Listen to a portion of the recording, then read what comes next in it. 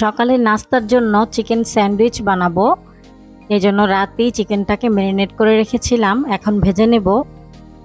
আসসালামু আলাইকুম, সবাই কেমন আছেন? আশা করছি সবাই খুব ভালো আছেন। আমি আলহামদুলিল্লাহ ভালো আছি। চলে আসলাম আরেকটি নতুন ব্লগ নিয়ে। আশা করছি সবাই একটা লাইক দিয়ে শুরু থেকে শেষ পর্যন্ত দেখবেন। চিকেনটাকে আমি একটু পোড়া পোড়া করে ভেজে নিয়েছি, এখন উঠিয়ে নিচ্ছি।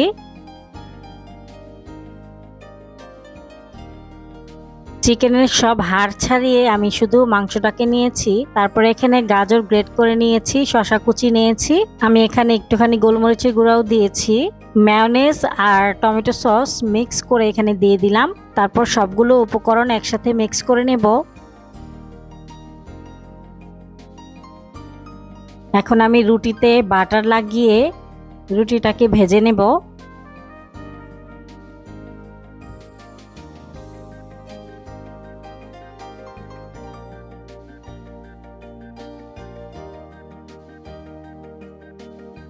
এভাবে আমি এপিট ওপিট করে সবগুলো রুটি ভেজে নিব। রুটি ভাজা হয়ে গেছে, এখন আমি চিকেনের মিশ্রণটা এখানে দিয়ে দিব।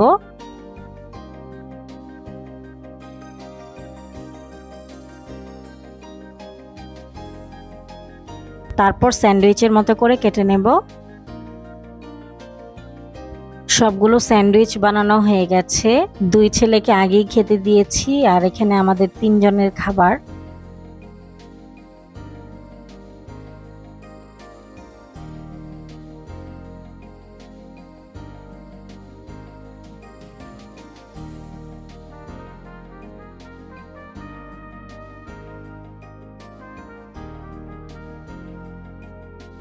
সবাই সবার খাবার খাচ্ছে, এখন আমি আমার খাবার খাবো।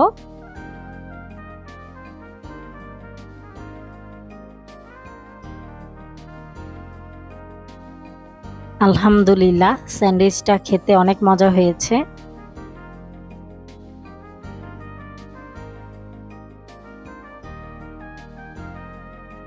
নাস্তা শেষ করে বারান্দায় নিয়ে আসলাম কফি। বারান্দায় বসে কফিটা এনজয় করব, আর বাইরে অনেক সুন্দর বাতাস।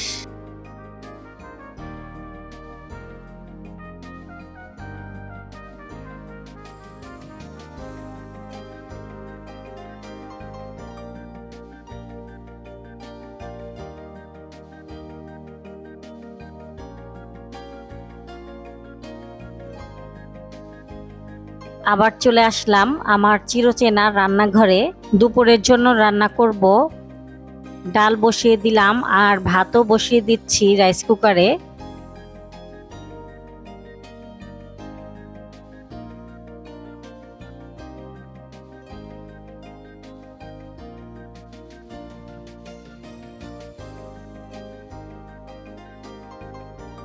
আজকে রান্না হবে লেয়ার মুরগি, আলু দিয়ে ঝোল, লাল শাক ভাজি আর আম ডাল। এই তো সবকিছু বের করে নিয়েছি, কাটাকাটি করে নেব। আর বাচ্চাদের জন্য কিছু ফল কেটে নিব, আম আর পেয়ারা। ওই সময় তো বাচ্চারা আম খায়নি, এজন্য ওদের জন্য আম কেটে দেব।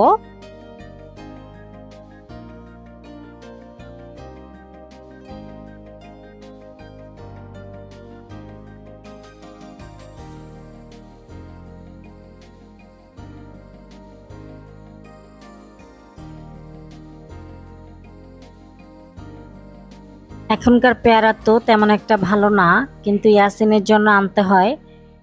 ফ্রিজে রেখে দিলে কেমন দাগ পড়ে যায়, তো আমি একটু ছিলে নিচ্ছি।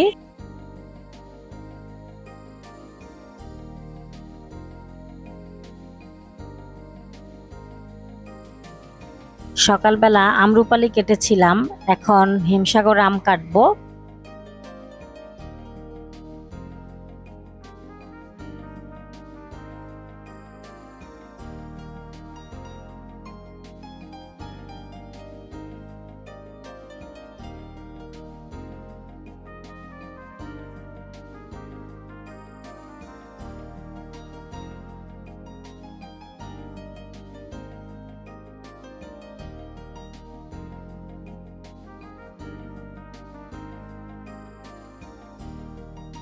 টেবিলে ওদেরকে ফল দিয়ে আসলাম।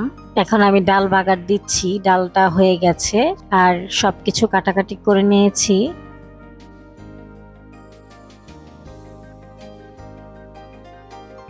আজকে নতুন কুকারটা বের করেছি রান্না করার জন্য। তেলের উপর পেঁয়াজ কুচি দিয়ে দিলাম, গোটা গরম মশলা দিয়ে দিলাম,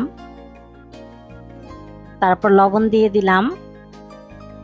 পেঁয়াজটা হালকা ভাজার পর এখানে হলুদ মরিচ ধনিয়ার গুঁড়া আর একটু রাঁধুনি মুরগির মশলা দিয়ে দিলাম, আদা রসুন বাটা দিয়ে দিলাম, জিরার গুঁড়াও দিয়েছি।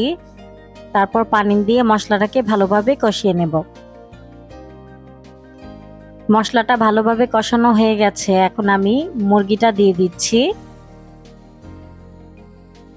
মুরগিটাকে মশলার সাথে খুব ভালোভাবে কষাবো। আর এই মুরগিটা তো শক্ত হয়, আস্তে আস্তে কষিয়ে কষিয়ে রান্না করতে হবে। এই তো তারা বাবা ছেলেরা নামাজ পড়তে যাচ্ছে, জুমার নামাজ। মাশাআল্লাহ, তাদের সবাইকে অনেক সুন্দর লাগছে পাঞ্জাবি পরে।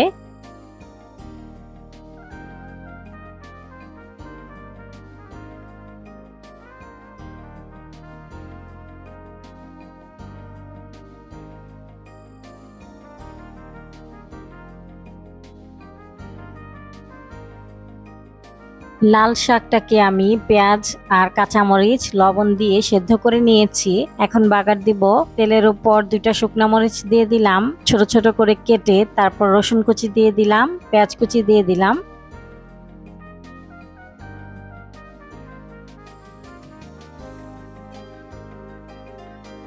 পেঁয়াজটা ভাজা হয়ে গেছে, এখন আমি শাক দিয়ে দিলাম।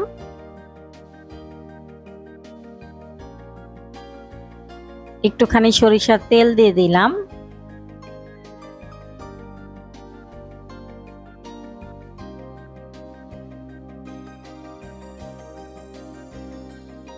এই তো আমার শাক ভাজিটা হয়ে গেছে।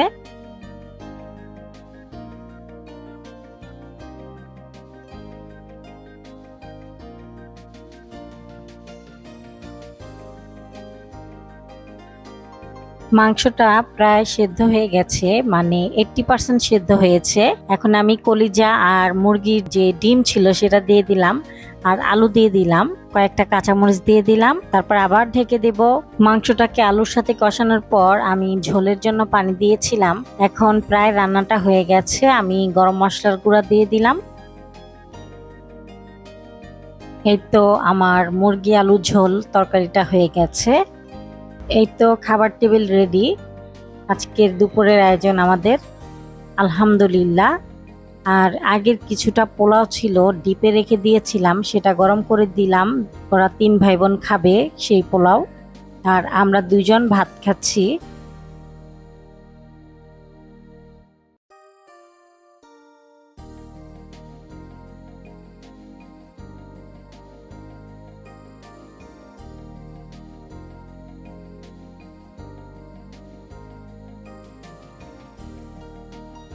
দুপুরে খাওয়া দাওয়া করে এখন আমরা একটু শুয়েছি ঘুমানোর জন্য।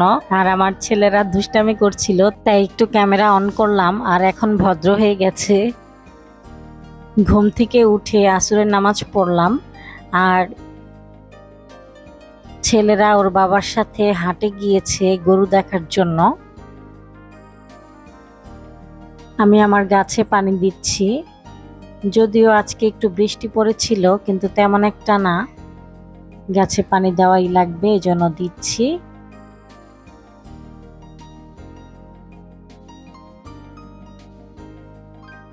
আপনাদের ভাইয়া চাল কুমড়া গাছ লাগিয়েছে অনেকগুলা।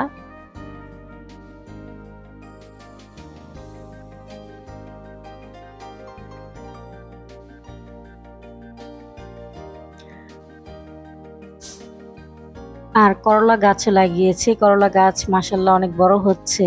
আর এগুলো হচ্ছে মরিচ গাছ।